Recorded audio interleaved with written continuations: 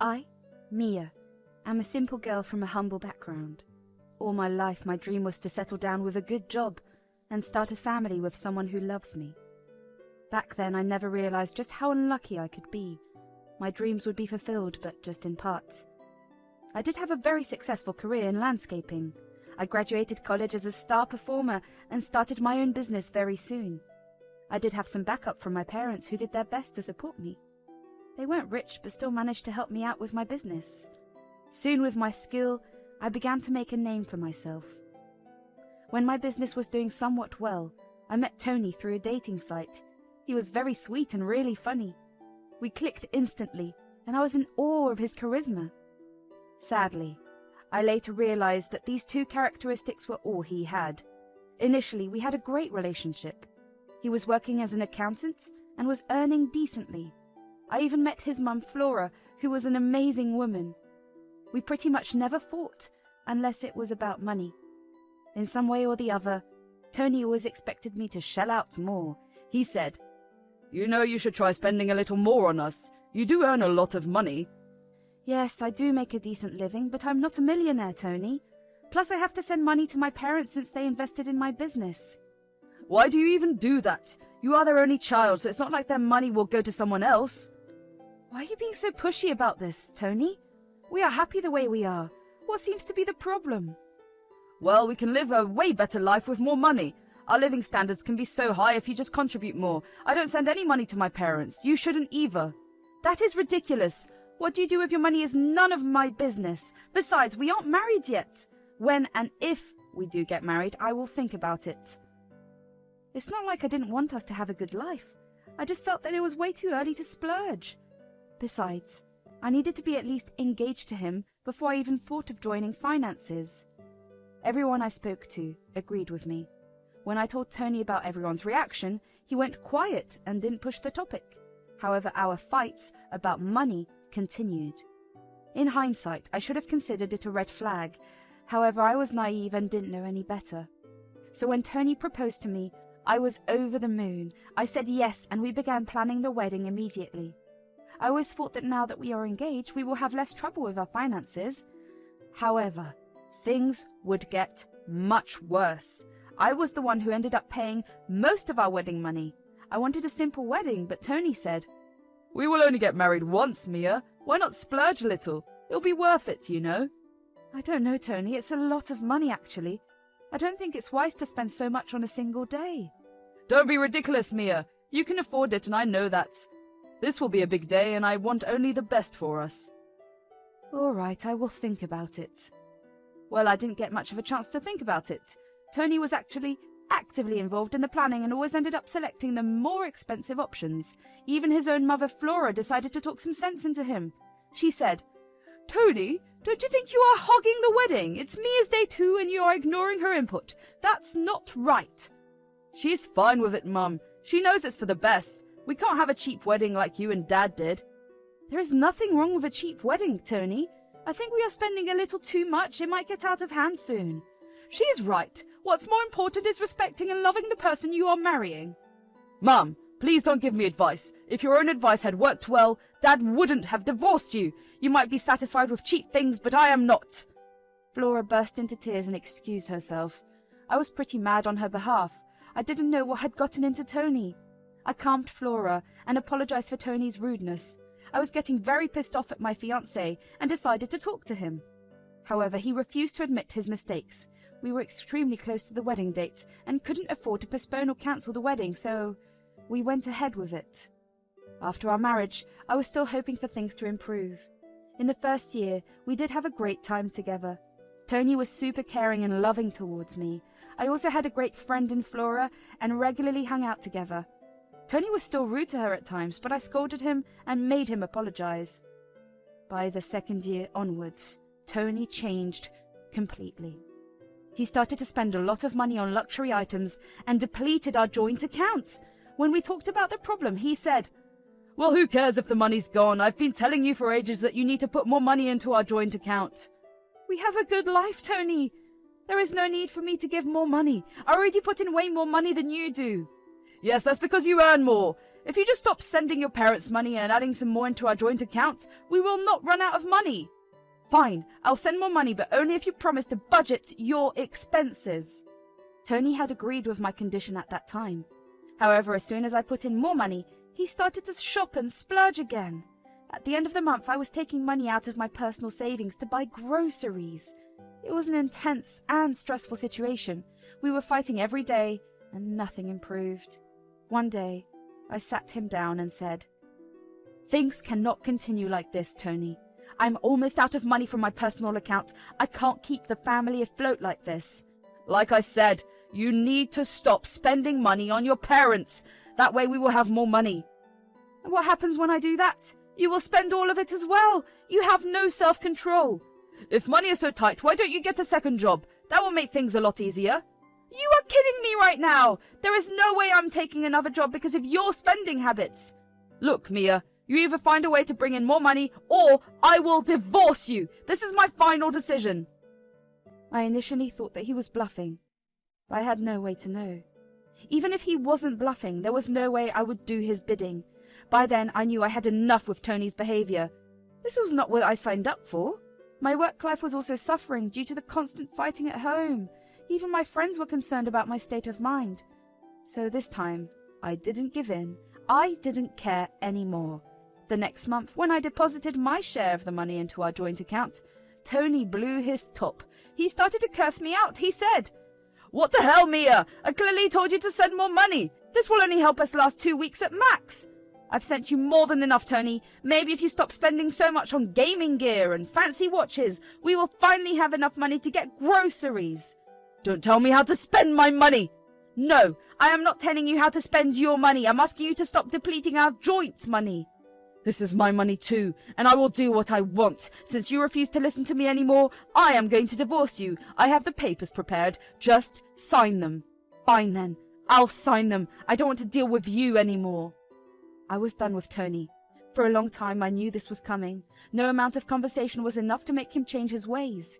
He even refused to attend marriage counseling and got a financial advisor.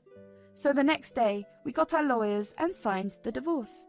By the end of the divorce, I was left with very little savings and got nothing in return. In my mind, I knew I needed revenge.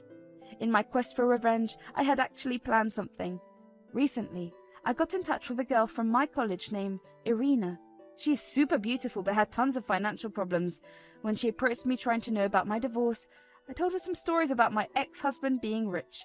The conversation went, "Hey, Mia, how are you? I heard through a friend that you're about to get divorced." "Yes, Irina. We've signed the papers and we are waiting for the process to get completed. It was a good marriage, but what can we do?" "That is so sad. I'm sorry for you. I think I saw your ex in a posh nightclub a week ago. He must be loaded." "He is loaded. That was part of the reason why I married him. He really took good care of me. He left me because he wanted someone more beautiful." "Oh, that's bad. I guess he would have been happier with someone like me." "If he had someone like you, he would have splurged on her. I only got scraps, but he would treat her so much better. He had an expensive taste." That sounds interesting." She immediately had stars in her eyes, and I knew my plan was working. After a few days, she told me that she had apparently gotten in touch with my ex and was talking to him. I congratulated her and actually encouraged her to take the chance. I knew Irina would take the bait and do exactly what I wanted her to do. She was selfish and a gold digger, so naturally, the talk of money impressed her. It also didn't help that my ex stupidly told her that he had lots of money. I guess they are truly made for each other. My plan was slowly falling into place. About 3 weeks later, I heard through the grapevine that Tony had gotten married again. Apparently, it was a lavish wedding, but didn't have a lot of guests. Even Flora didn't show up for some reason. In my head, I knew my plans of revenge were in action. From the description of the bride, I could tell my trap worked just fine. I was actually feeling very gleeful, and for the first time in a long time, I felt happy. I also knew that eventually I will meet Tony and throw in his face just how much of a dumbass he is. One fine morning, a short time after Tony got married, I had an unexpected meeting with Tony. We ran into each other when we were outside a local store. Tony looked shocked to see me. However, he quickly smirked and walked towards me in a smug way. He didn't know that I was waiting for this meeting for a while now.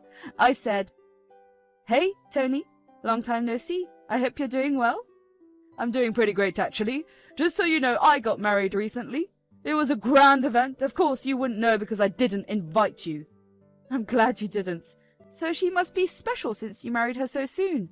She's my dream girl and much better than you. She's 10 times richer and way more beautiful. You are nothing compared to her. Wow, good for you, Tony. I wish you all happiness and peace. I hope she's worth your praises. Oh yes, she's worth it. You will know once you see her. Irina, darling, can you please come over? That's when his new wife, Irina, walked in. Well, I took one look at her and burst out laughing. My reaction was genuine, actually. After seeing his wife, I knew Tony was up for some surprise.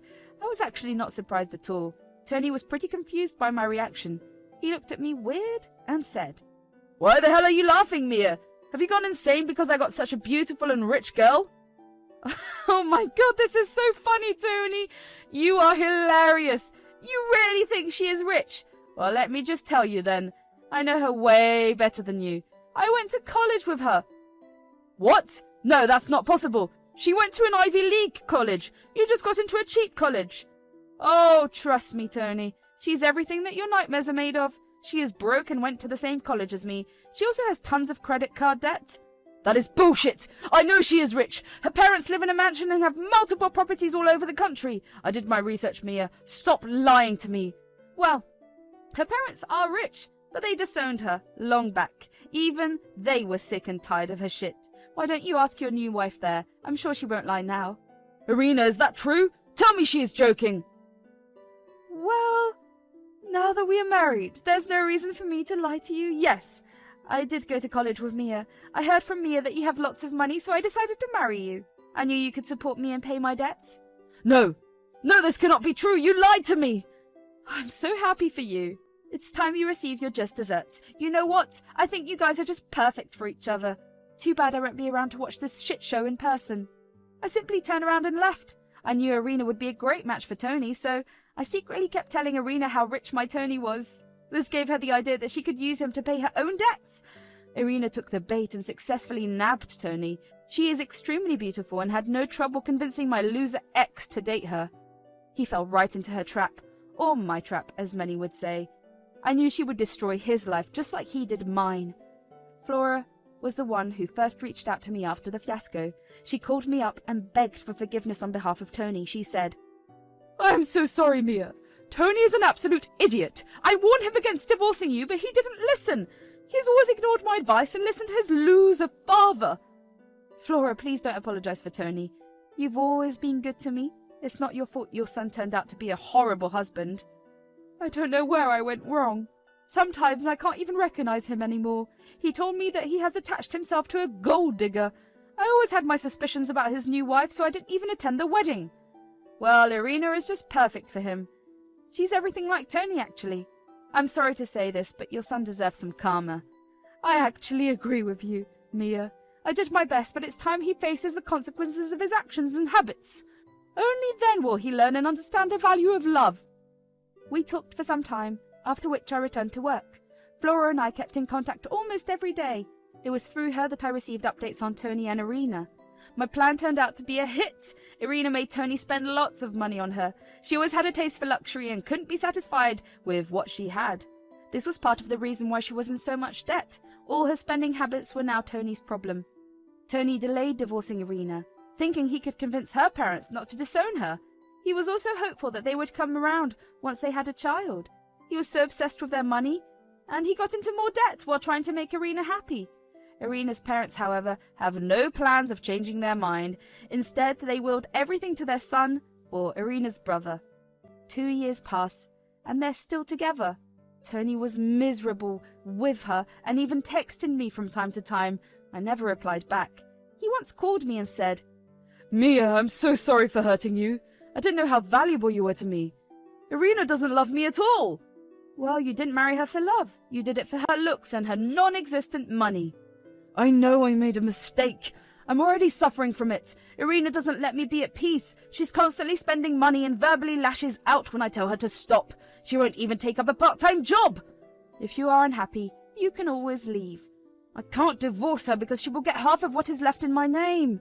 Mia, if I divorce her, will you take me back? You have some nerve asking me this.